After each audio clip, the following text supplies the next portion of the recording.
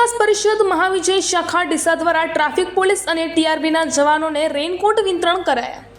ડીસા નાયબ પોલીસ અધિક્ષક શ્રી CL સોલંકીના અધ્યક્ષસ્થાને નાયબ પોલીસ અધિક્ષકની કચેરી ખાતે આ વિતરણ કાર્યક્રમ યોજાયો। ડીસા શહેરમાં વિવિધ સ્થળોએ ટ્રાફિકનું નિયમન કરનાર ટ્રાફિક પોલીસ અને ટીઆરબી જવાનો ચોમાસામાં ચાલુ વરસાદમાં પોતાની ફરજ સારી રીતે બજાવી શકે તે હેતુથી રેઇનકોટનું વિતરણ કરાયું। ડીસા ટ્રાફિક પોલીસ અને જવાનોને અધ્યક્ષ અને શાખાના વિવિધ પદાધિકારીઓના હસ્તે આ રેઇનકોટનું વિતરણ કરવામાં આવ્યું હતું। આ કાર્યક્રમમાં traffic PSI RV Dabhi, constable Dilipbhai, Dineshbhai Thakkar, Pravinbhai Sadhu, Amrutlal પઠિયાર, દિલીપભાઈ ઠક્કર, રમેશભાઈ શાહ ઉપસ્થિત રહ્યા હતા। સાથે દક્ષાબેન જોશી, કમલેશભાઈ, પૂજાબેન ઠક્કર અને મોટી સંખ્યામાં શાખાના વિવિધ પદાધિકારીઓ અને સભ્યો જોડાયા હતા।